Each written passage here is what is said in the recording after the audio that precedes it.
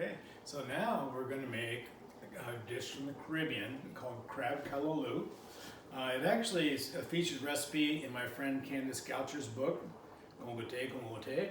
And Candice is another author on our blog here. So shout out to Candice. Awesome book. I've taught it several times and it has some cool recipes in there. Also, apologies to Candice. I'm going to be doing kind of a different version of it because I couldn't get Calalloo. It's a really cool green, but I need to go all the way to Indianapolis to get it, and I can't do that. There's a couple other ingredients that I'm substituting, but the basic idea is there. So this is basically a soupy dish, and it's going to start with sautéed onions, garlic, and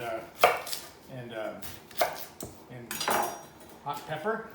I'm using a jalapeno as opposed to a habanero, which is in your recipe, I believe. So a little chef wisdom on onions. Peel off and then cut off the crummy parts. This is kind of an old onion. You want to dice an onion. Once you have it peeled in half, you curl your fingers down and cut. I'm cutting all the way up to the end, not all the way to the end, but almost the end, and then turn. And you've got some nice pieces there, and you're like, oh, now what do I do? Well, you just set this down, and there you go. Rinse and repeat.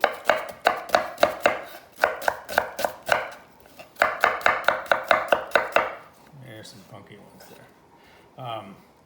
The jalapenos, I'm going to dispense with the seeds, unless you happen to like it hotter than the average Hoosier does.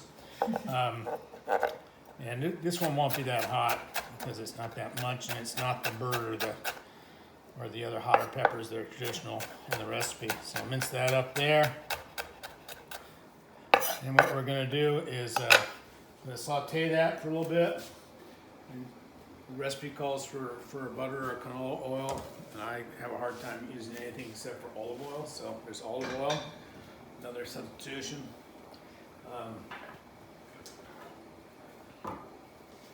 So the last part of the saute is going to be some garlic. So I've got some garlic I've peeled here, and I'm going to mix that up.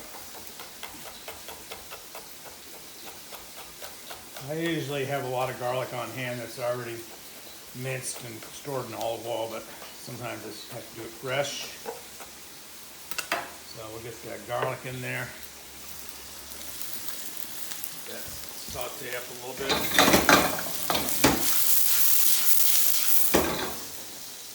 So while we're doing that, we'll prepare some of the rest of it. So this here is not Calalloo, it's actually Swiss chard, but I think it's going to be pretty good with as a substitution.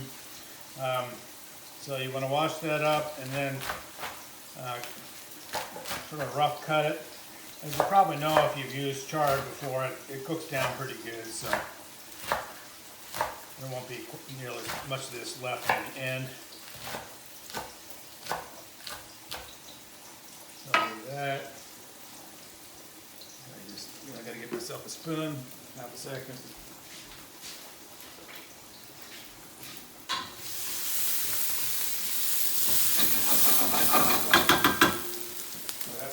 I'm going to cook this just a little longer, just so it starts to get soft. I'm going to go on with the chard. So this dish reflects a number of different cuisines, and because it's in the Caribbean, it's a little bit different than the cuisines in Mexico and South America. I think I'll leave that alone for a minute because that'll probably be part of my question for my students. So it's got different kinds of ingredients. The okra, definitely not from the Americas, for example. The Calalloo, not either. The garlic, not, but from a different place. So knowing where all these things come from is interesting pathway in food history. So we've got the onions cooked down enough that I can go in with the chard. Let me get some heat on that. Cover over it. Then we have some okra here we're going to use.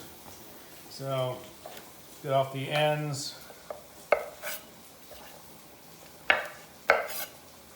So you can buy, if you're using frozen okra, then you just put it in later. after defrosting it. But remarkably enough, they actually have fresh okra in the market in my little town. Kind of surprised by that. Maybe someday they'll have calalloo also. Okra is very common, of course, in New Orleans cooking as well, right? It's a classic ingredient in gumbo, for example. Not everybody's a fan of it. It has kind of a slimy texture when it's cooked, and a bunch of seeds, but I suspect it's actually quite healthy. It adds a different kind of texture to dishes that normally wouldn't be there otherwise. So that's why it'll give a little bit of a thickness to a dish, and it will to this one. So here we want to have these diced. So now that I have the ends cut off, I'm just going to line them up and a little bit of dice action on them. Then they're going to go in with my chard.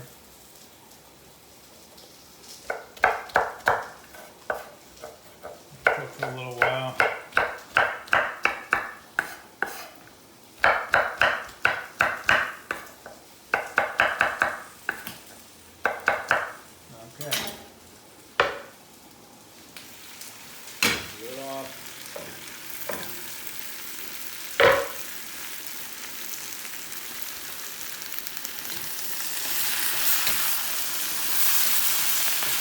And we're going to put some diced tomatoes in there also.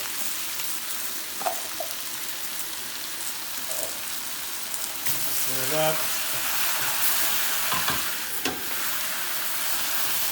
And finally, some chicken stock.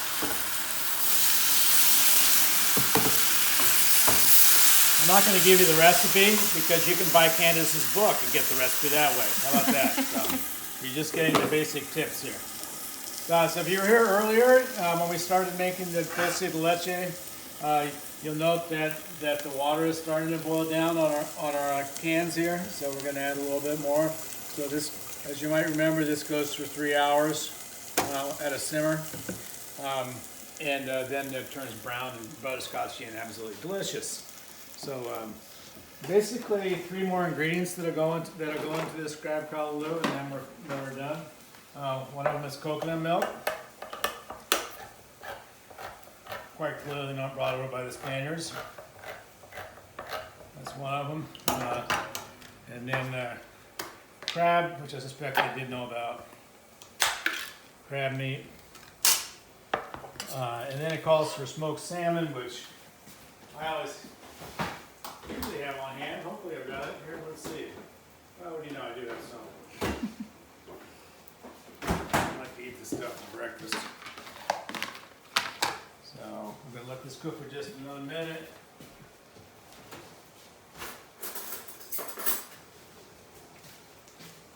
Give it another stir.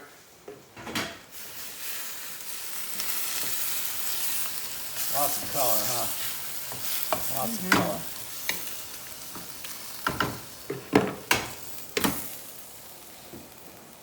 So theoretically, I would let that cook another 5 minutes, but since it's live TV, we can actually finish it off, and it'll cook okay, I think. We'll add the coconut milk. There's always solids in the top of the coconut milk. Watch how that comes out. And boom. One fell swift. I probably want to chop that up a wee bit.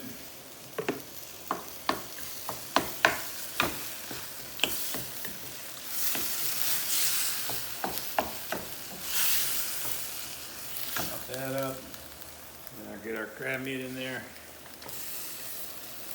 And this smoked salmon will give it a little zest.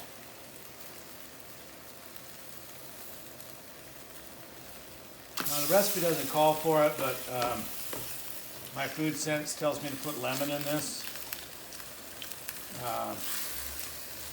and salt and pepper when it's done. But I think what we'll do is let that cook for a little while. But very pretty dish, white, green, and red. So bon appetit, but I've got a question for my students, as always. Because even though we're on coronavirus break. You're still working.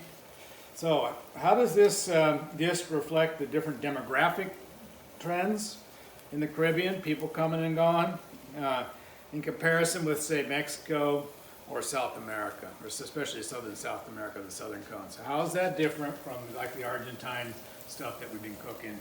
And how's that, influenced by who it is that ends up coming to the Caribbean? That's my question for you guys, and we'll see you next time.